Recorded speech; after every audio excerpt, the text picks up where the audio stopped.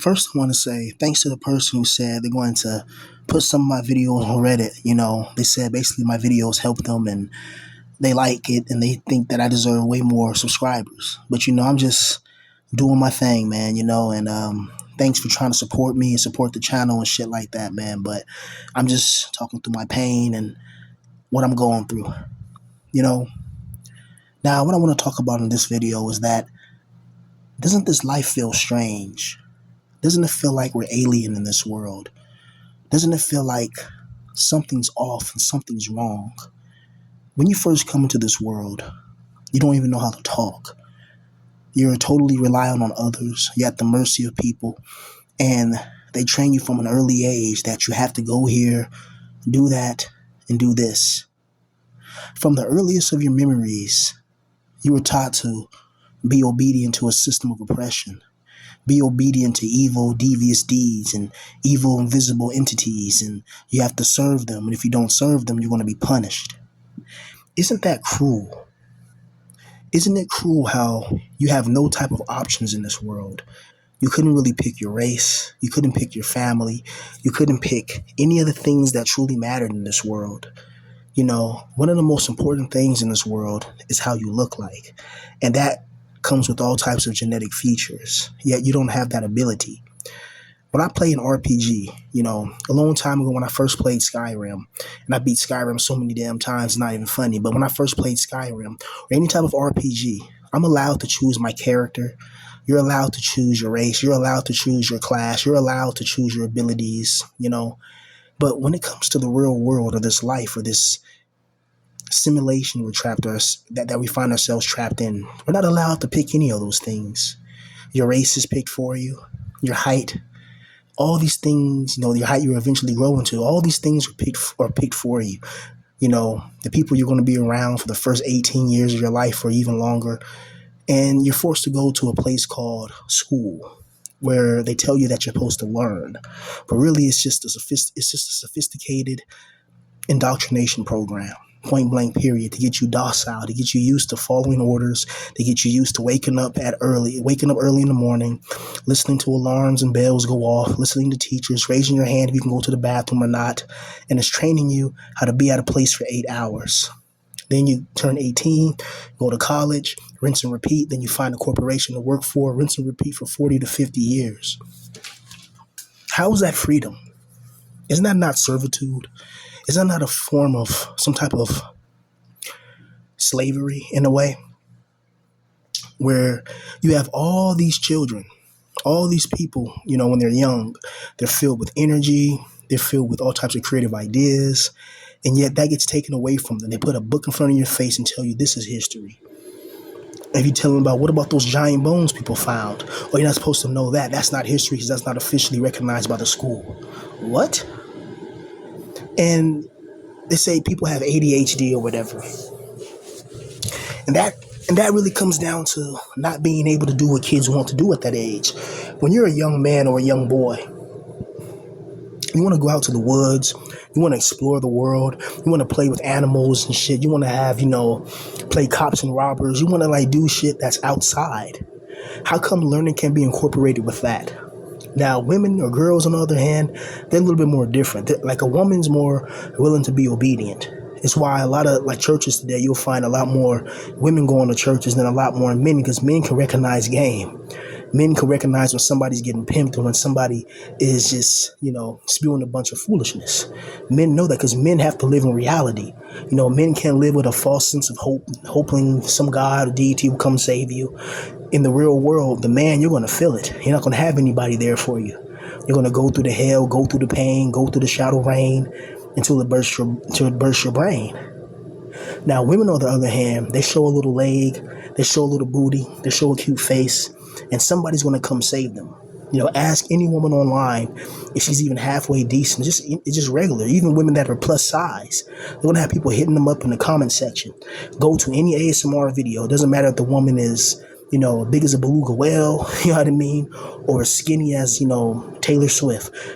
She's going to have, male simps in those comment sections simping for her. And these guys are all willing to, fly them out, pay for dinner, and change their entire lives or incorporate them into their lives. But as a man, and especially as somebody that's a rejected, lonely individual, the whole world is going to be pretty much against you. The whole earth is going to see you as a problem because you don't fit into the paradigm of the mainstream media. You don't fit into the paradigm of what they say is right. And it's really weird because in this world, we have so many things that are hostile. You may grow up in a hostile environment, have family members that are hostile to you, teachers that are hostile to you, people at school that are hostile to you, random strangers on the street who you don't even know that's going to be hostile towards you. And you're like, what the hell did I do?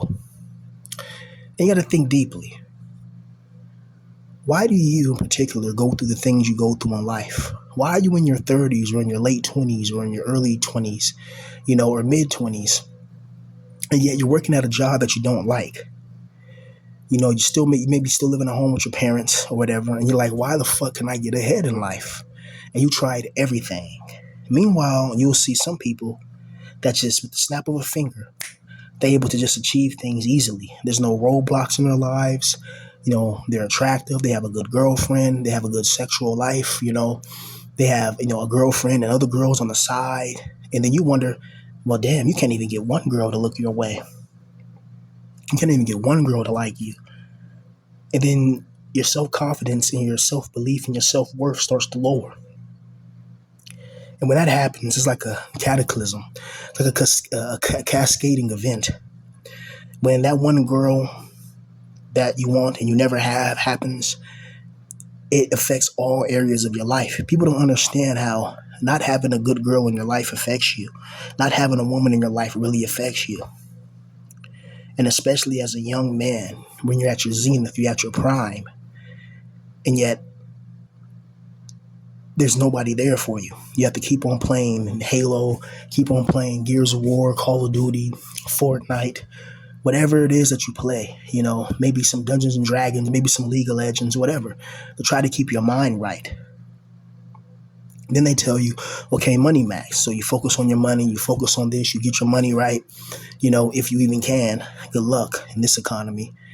And then you find a girl that you think likes you, but really she just likes you for the things that you can do for her financially. But she doesn't like you emotionally. She doesn't like you physically.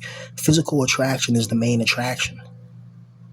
And for some of us in this world, we don't have the looks, we don't have the money, we don't have the connections, we don't have the power that's needed to really wield, true ambitions in our hands. And it feels like we're alien in this world. It feels like we do not belong. And the truth is we don't belong. Some of the most wisest people were in self-isolation. They didn't have a big friend group. They didn't have, a stadium of thoughts and bops and all that they could just rely on for emotional needs and emotional sufficiency. But if you ever notice, man, how you could be minding your business in this world and problems will always come to you. You could be just minding your business. You could be playing your video game. You could be smoking your weed or whatever it is that makes you happy. And all of a sudden, something bad happens. It just hits you like a tornado out of nowhere. You're like, what the hell? What has happened? What's going on? You want to feel like a man. You want to feel like you can conquer the world. You want to feel powerful. But you can't feel powerful in this world without bowing down to it in some shape, form, or fashion. Which means you have to focus on money and accumulating money. But in order to get money, you got to work this shitty job, And even people that I've heard went to college and got their degrees and all of that, some of them are still not happy. There's people that I know in high school that are unhappily married. They got their college degree and all that, and they're not happy with life. They got kids, they're my age with kids, with a house, they have a mortgage, they have all these things that I dreamed of when I was younger. And yet when I talk to them periodically, they're not happy. They're not happy with their wife. They're not happy with their life. They say they love their kids, but they feel like it's a huge responsibility having somebody else's life in their hands, and they have to make sure they work a job they do not like at all. but they have to because they have to take care of the kids and get money for that. And they don't know what to do when they feel trapped. And these are people that followed the mainstream. These are people that went to school, that went to college, that got married, that follow the traditional patterns, that got a home, that pays their mortgage, that pays, for their school, soccer, practice and all this stuff and the soccer gear, whatever. You know, these are people that followed the path that was laid before us. And they're not happy. They're miserable with their lives. Then you got the rejected and the dejected. You got the men who kind of fall out of society. No woman ever really accepted them. They never really lived their true dreams and ambitions and passions. They never really had any type of help in life. And they faced all types of rejection. They faced all types of just evils in their life. Family betraying them, people betraying them, their own friends or so-called friends turning their backs on them, people laughing about them, talking behind their back, and etc., etc., etc. It's absolutely brutal.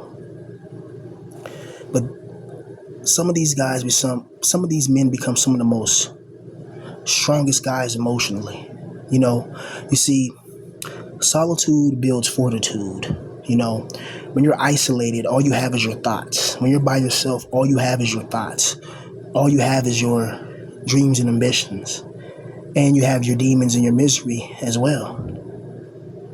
And for a lot of us, the misery comes back 1,000-fold. It comes back more than any type of positive light we may encounter. But this world feels like it's a torture chamber. It doesn't just feel right. It just feels like the world was purposely made to destabilize us. It was purposely made to just try to break us down. That's what it truly feels like. And it's absolutely brutal. It's absolutely ridiculous. And I wish that we lived in another dimension. I'm watching this anime. It's called, I think, 9999 Gotcha or something like that. And his boy, he starts off as like a weak boy, you know what I mean? Then he finds this rare legendary card, or before that, he starts off as a weak boy. He gets invited to this party because they thought he was a maestro. They thought he was like a chosen one.